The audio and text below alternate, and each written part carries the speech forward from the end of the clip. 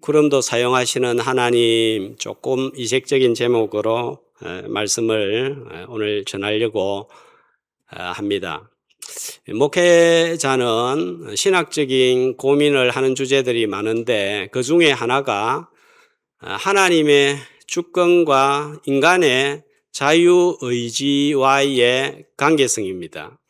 하나님의 주권을 너무 강조하면 사람의 책임을 회피하게 되고, 또 인간의 자유의지를 너무 강조하다 보면 인간의 의지와 행위로 구원에 이르게 된다는 이상한 교리에 빠지거나 또 좀 잘못된 신앙생활을 위한 지침을 주게 됩니다.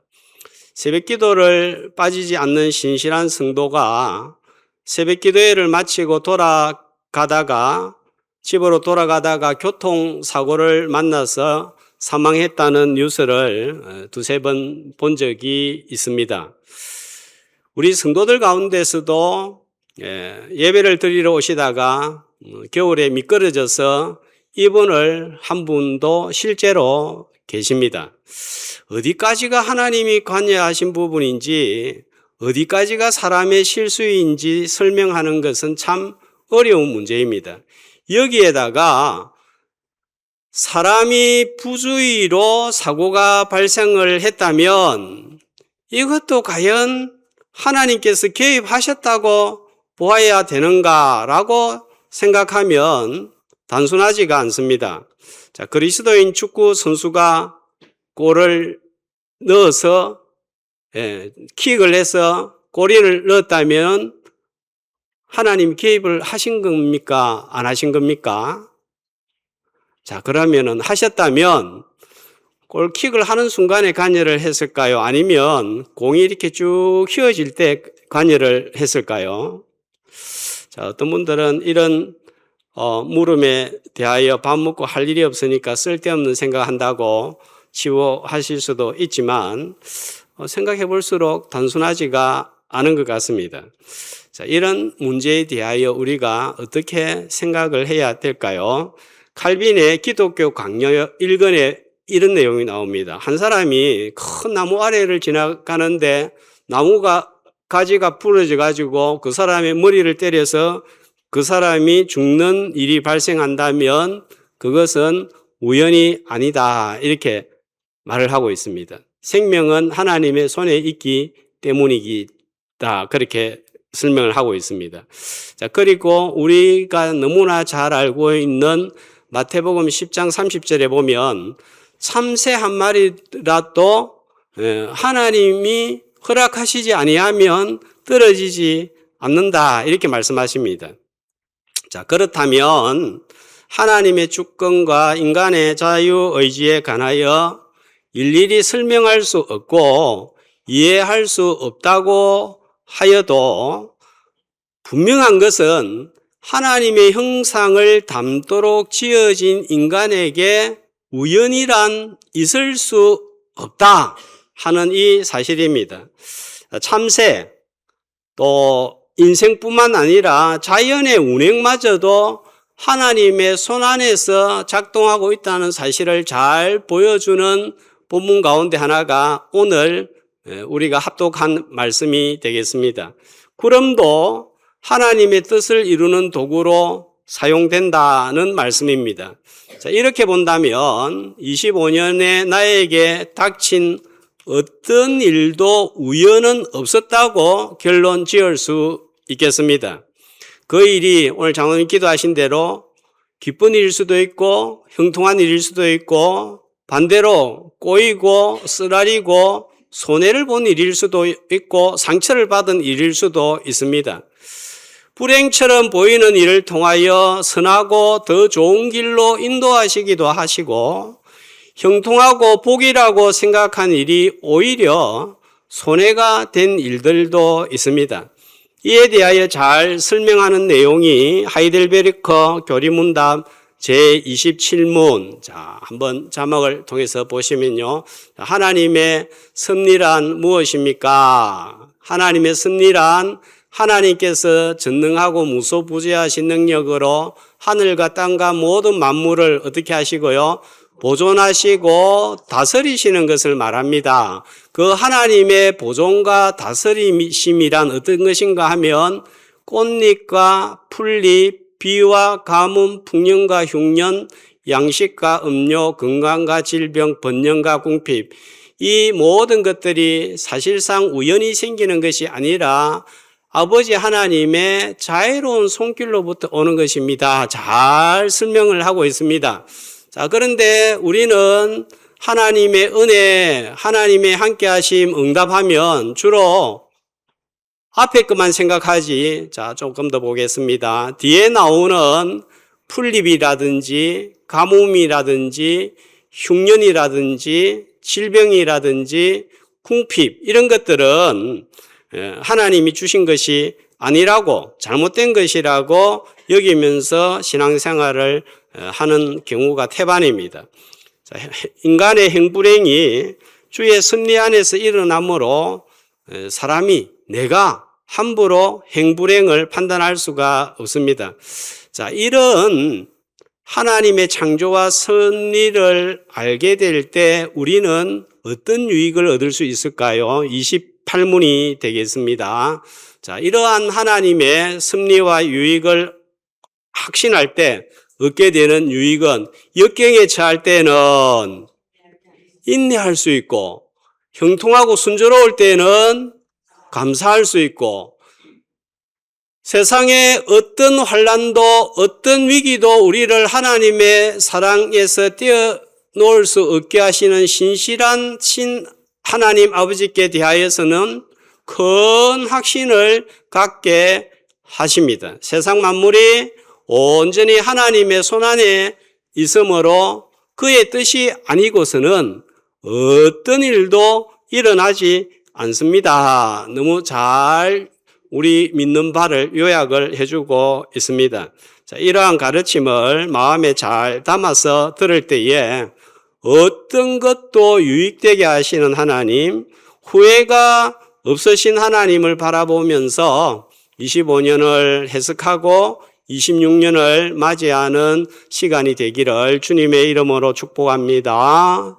자, 오늘 읽었던 본문은 욥이 큰 고난을 당했는데 세 친구들이 욥에게 고난당하는 원인은 네가 죄를 지었기 때문이라는 인과응보사상으로 욥의 가슴을 후벼 팠습니다. 송곳을 찌르는 말들을 해댔습니다. 욥은 이런 주장에 대하여서 내가 이런 극심한 고난을 당한 정도의 잘못을 하지 않았다고 팽팽하게 줄다리기 논쟁을 하고 있는 것을 보고 엘리후라는 연소한 자가 갑자기 나타나서 온 세상 만물을 주관하시는 하나님의 절대 주권에 관하여서 앞에 36장 24절부터 오늘 읽었던 37장 13절까지 그 내용을 펼치고 있습니다. 이 내용을 가만 살펴보면 성경이라기보다 과학 교과서에 더 가깝다는 생각이 들 정도로 과학적인 내용들을 많이 다루고 있습니다. 자, 오늘 그 36장 24절에서 37장 13절에 나와 있는 부분의 내용은 지금은 과학적으로 설명되는 부분들이 많이 있지만 욥기가 기록되어질 그 당시에는 설명할 수 없는 내용들이 아주 많습니다. 지금은 거대한 우주에 대하여 아는 것보다 모르는 것이 훨씬 많습니다. 거대한 우주에 대해서 우리가 안다라고 하는 인간의 지식이라는 것은 바닷가에 모래 한 알도 안 될 정도로 미미합니다. 우주에 비하면 비교할 수 없는 작은 인간의 인체의 신비도 다 풀지 못해서 질병에 시달리고 있습니다. 하나님은 두 권의 책을 통하여서 하나님이 어떻게 일하시는지 가르치고 있습니다. 자, 첫 번째 책은 어떤 책일까요? 자연의 책이고 또 한 권은 성경이 되겠습니다. 자연의 책 중에 한 가지인 구름을 통해서 일하시는 하나님에 관하여 오늘 살펴보면서 은혜를 나누고자 합니다. 푸른 하늘에 걸려 있는 구름을 쳐다보면 어떤 생각을 가지십니까? 가끔씩 푸른 하늘에 걸려 있는 구름을 쳐다보면 우리를 낭만에 젖게 만들고 때로는 시인으로 만들기도 합니다. 그래서 어떤 표현들이 있습니까?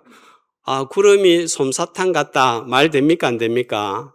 말도 안 되는 소리를 하고 있죠. 그죠? 그 다음에 나는 정처 없이 떠다니는 구름 같은 인생이요. 자기도 무슨 말 하는지 모르면서 표현을 합니다. 자, 이런 표현을 불어로는 뭐라고 제가 가르쳐 드렸습니까? 알쏭달쏭, 중국어로는 긴가민가, 일어로는 아리까리한 그런 표현들을 써가면서 구름을 바라다 봅니다. 그런데 이 구름이 하나님의 뜻을 이루는 도구로 사용되는 것이 성경에는 가득 차 있다는 사실입니다. 구름 때문에 번개가 생기고 폭풍이 생기고 눈과 비가 만들어지고 인생사에 온갖 일들이 다 발생합니다. 우리가 노래하고 시를 짓는 작은 구름 한 조각은 아무것도 아닌 것처럼 보입니다. 하늘에 걸려있는 저 구름, 있어도 그만, 없어도 그만인 것처럼 보입니다. 그 작은 구름이 모이면 비가 되고, 구름이 충돌하면 번쩍거리는 번개가 되고, 온 세상을 놀라게 하는 우레소리가 됩니다. 하나님은 또 바람을 이용해서 구름을 모으기도 하고 흩어버리기도 하십니다. 이런 구름의 작동을 통해 하나님이 펼치시는 세 가지 일을 오늘 말씀하고 있는데 살펴보려고 합니다. 자, 첫 번째로 하나님은 13절 말씀을 보면 이 구름을 가지고 12절에 보면 조종을 하시는데 이 구름을 가지고 첫 번째로 뭘 위하여 사용을 한다 하시고 있습니까? 징계를 위하여.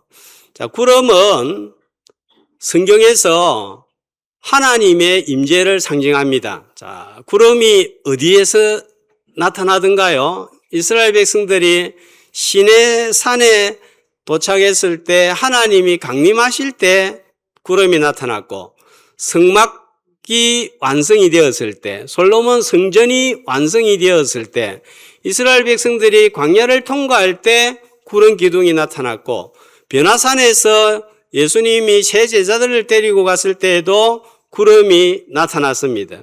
마지막에 구름이 어디에서 나타납니까? 주님이 이 땅에 다시 오실 때에 구름을 타고 오신다고 했습니다. 자, 그런데 구름은 이런 하나님의 임재를 상징할 뿐만 아니라 구름은 심판하는 도구로 사용이 되었는데 대표적인 경우가 노아 홍수입니다. 노아 홍수 심판은 땅에서 샘이 터지게도 하셨지만 하나님이 하늘의 구름대를 싸그리 모아서 40주야를 비를 내려서 온 세상을 물로 심판을 했습니다. 애굽에서 하나님이 내린 10가지 재앙 중에서 9번째 재앙은 구름으로 빛을 가리는 흑암 재앙이었습니다. 출애굽기 14장 24절에서 25절 말씀해 보면 이스라엘 백성들이 애굽에서 나올 때 하나님이 불과 구름 기둥을 사용하셨는데 출애굽기 14장 24절 25절입니다. 이 구름 기둥이 애국 군대를 어떻게 했죠? 이 구름 기둥을 통하여 애국 군대를 어지럽게 만들었습니다. 그리고 또 어떻게 했습니까? 바퀴를 벗겨서 달리기가 어렵게 하셨습니다. 그리고 애굽 사람들을 하나님이 어떻게 하셨습니까? 그것으로 치는도다, 심판하셨습니다. 하셨다 하는 것입니다. 출애굽할 때 구름 기둥이 이스라엘 백성들에게는 보호 기둥이었지만 애국 군사들에게는 혼란과 치는 심판의 도구였다 하는 사실입니다. 25년의 사건 중에 홍나의 실수와 죄로 인하여 발생한 일이 있다면 회개하여야 하겠습니다. 하나님보다 다른 것을 의지하고 살아서 생긴 일이라면 하나님 앞으로 돌아와야 하겠습니다. 나의 불의한 일로 발생하였다면 불의한 일을 버리고 여호와 하나님에게로 돌아와야 됩니다. 그래서 25년을 쭉 점검해보고 회개와 눈물로 씻어 보내야 할 일이라면 눈물과 회개로 씻어 보내는 이 시간이 되기를 주님의 이름으로 축복합니다. 그 다음에 두 번째 보면 또 이 구름을 하나님이 사용하는데 징계를 위하여 사용하고 혹은 또 무엇을 위하여 사용한다 하십니까? 혹은 땅을 위하여. 자, 37장 36장 27절에서 30절을 한번 보시면 좋겠습니다. 비를 통하여 하시는 일들이 나옵니다. 자, 27절에 보면 물방울을 가늘게 하시고, 자, 이 물방울이 떨어지면 뭐가 됩니까? 빗방울이 되죠. 그런데 또 이 빗방울이 증발하면 안개가 되어 올라갔다가 구름으로 모여 있다가 또다시 비로 쏟아집니다. 그리고 겹겹이 쌓인 구름이 부딪히면 무슨 소리를 낸단 말이에요? 우레 소리를 내고 천둥 소리를 내고 또 30절 말씀에 보면 번갯불을 자기의 사면에 펼쳐서 바다 밑까지 비치시고 또 이렇게 나와 있습니다. 뿐만 아니라 이 비가 내리니까 이제 31절에 사람은 뭘 얻게 되죠?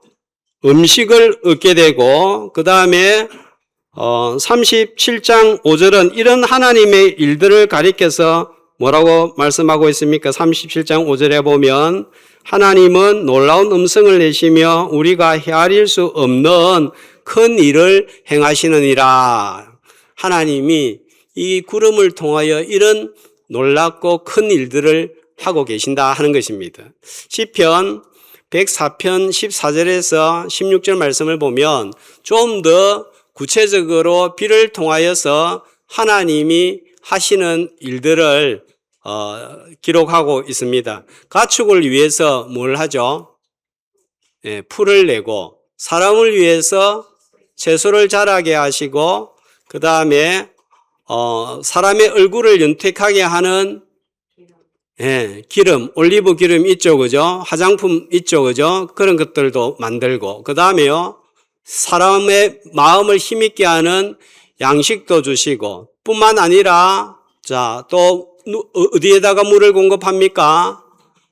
나무에다가 물을 공급해서, 나무들이 이 땅에서, 자랄 수 있도록 하신다 하는 것입니다. 시편 104편은 이러한 내용으로 가득 차 있습니다. 비를 통해서 하시는 일들을 하나님은 나열하고 있습니다. 비가 없으면 먹을 수 없고 먹지 않으면 살 수가 없습니다. 이 모든 생명의 근원이 뭐라 말이에요? 비다, 구름이다 이것입니다. 성경을 읽거나 말씀을 들어도 은혜가 되지 않을 때 제가 추천하는 것은 눈을 들어 어디를 좀 보라고 하던가요? 하늘도 보고 또 산을 좀 자주 보라고 했습니다. 산을 보면 무엇이 보입니까? 나무가 보입니다. 몇 그루가 심겨져 있습니까?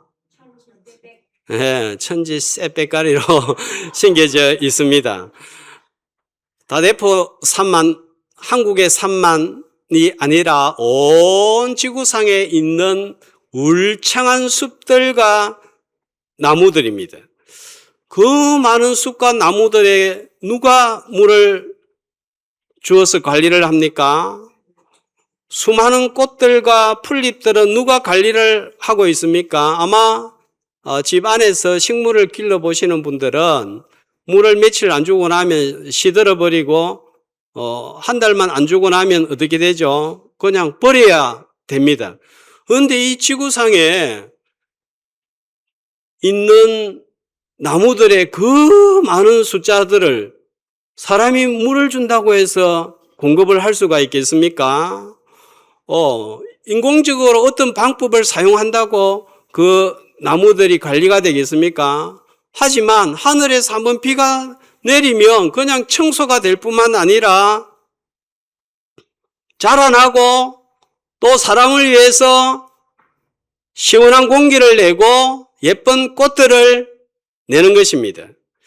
자, 그래서 시편 121편 1절 2절에서 시인은 이렇게 노래하고 있습니다. 한 목소리로 내가 산을 향하여 눈을 들리라 나의 도움이 어디서 올까? 나의 도움은 천지를 지으신 여호와에게서로다. 오직 하늘에 하나님이 내리시는 비로 인하여 이 모든 일들이 일어나는 줄로 믿습니다. 더군다나 이스라엘과 애굽의 땅은 본질적으로 다릅니다. 애굽은 자, 이거 아닙니다. 넣어주세요. 자, 애굽은 어느 물을 사용을 하죠? 나일 강물을 사용해서 먹고 자라지만 가나안 땅은 하늘에서 비가 내리지 아니하면 농사 짓지 못하고 먹고 살 수가 없습니다.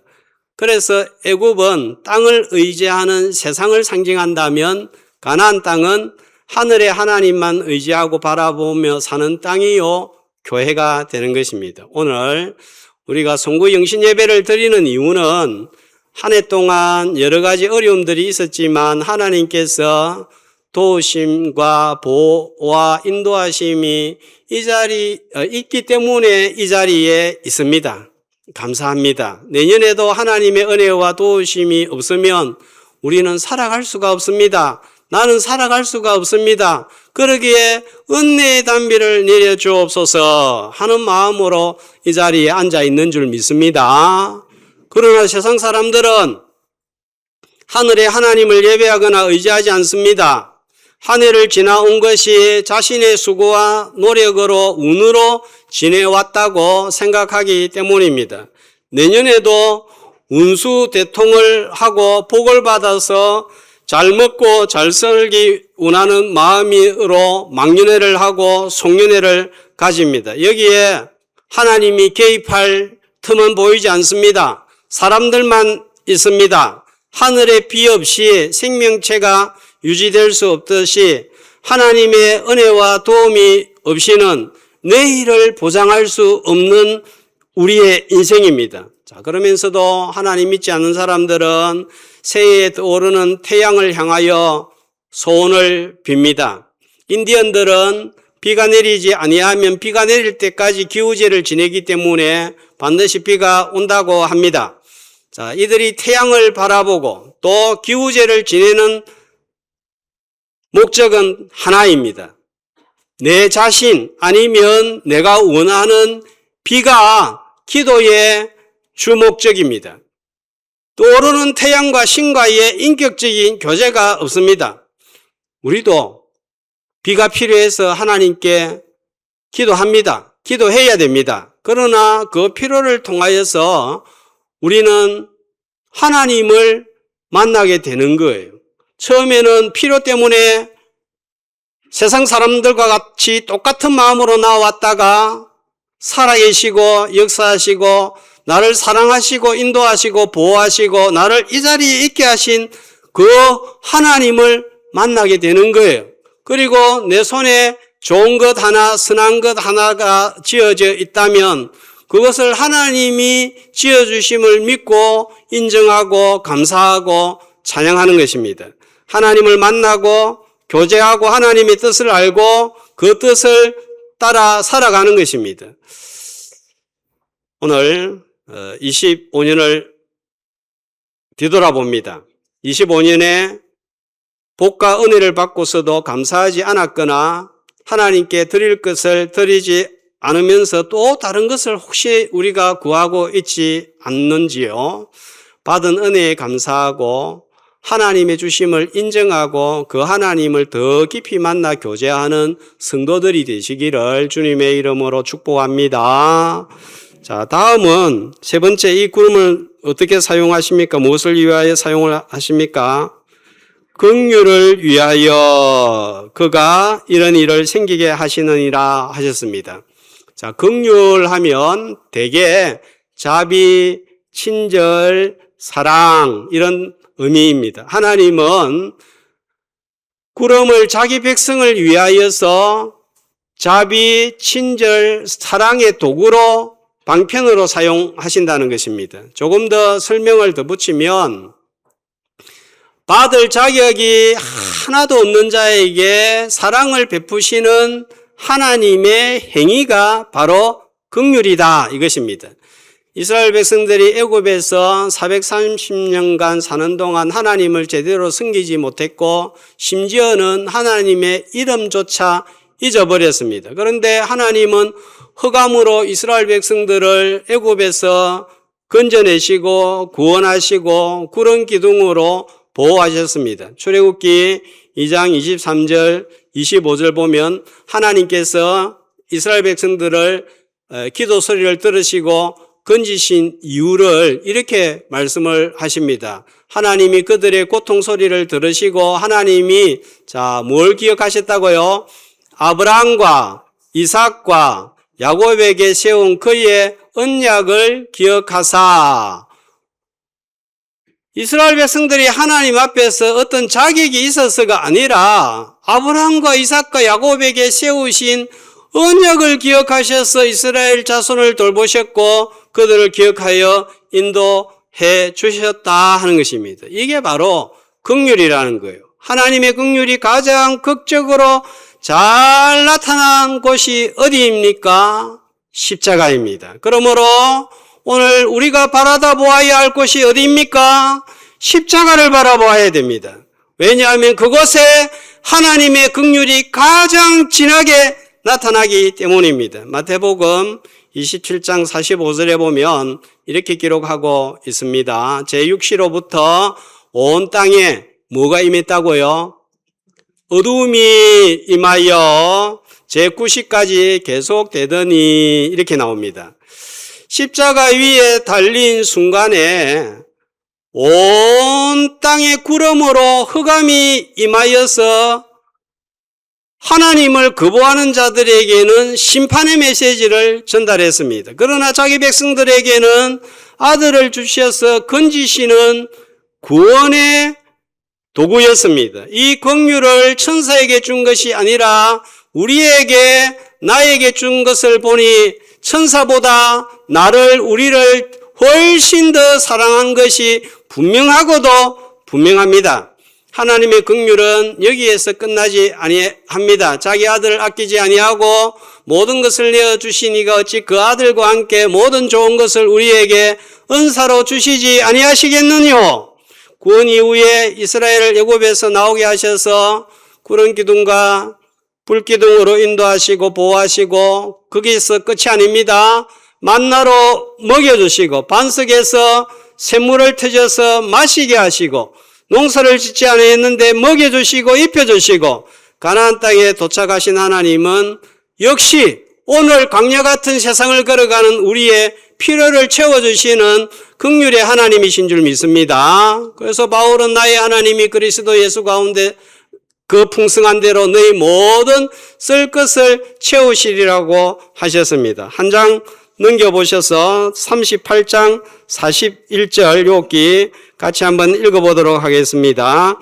까마귀 새끼가 하나님을 향하여 부르짖으며 먹을 것이 없어서 허우적거릴 때에 그것을 위하여 먹이를 마련하는 이가 누구냐? 하나님이 반문하고 계십니다. 자, 우리는 까마귀가 나타나면 어떻게 생각합니까? 에이, 오늘 재수가 없겠네. 이렇게 생각을 합니다. 그런데 먹고 삽니다. 하나님이 이 재수 없는 까마귀 새끼의 먹이를 마련하는 이가 누구냐 물었는데 누가복음 12장 24절에는 이렇게 답을 하고 있습니다. 자, 누가복음 같이 까마귀를 생각하라. 심지도 아니하고 거두지도 아니하며 골방도 없고 창고도 없으되 하나님이 기르시나니 너희는 새보다 얼마나 더 귀하냐. 예수님이 이렇게 답을 하셨습니다. 하찮게 여기는 까마귀도 하나님이 먹여주십니다. 그런데 아들을 내어주시면서까지 건지신 나를 하나님이 내팽개칠 수가 있을까요? 그럴 수 없다는 거예요. 그러므로 누가 우리를 그리스도의 사랑 안에서 끊으리요?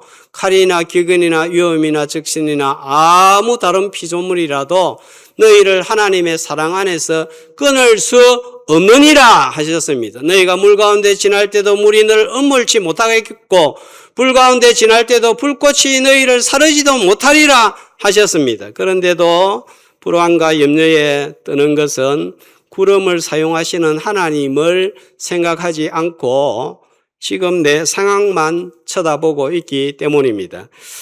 자, 욥기 37장 14절을 세 번역으로 보면 자, 이렇게 되겠습니다. 같이 욥 어른은 이 말을 귀담아 들으십시오.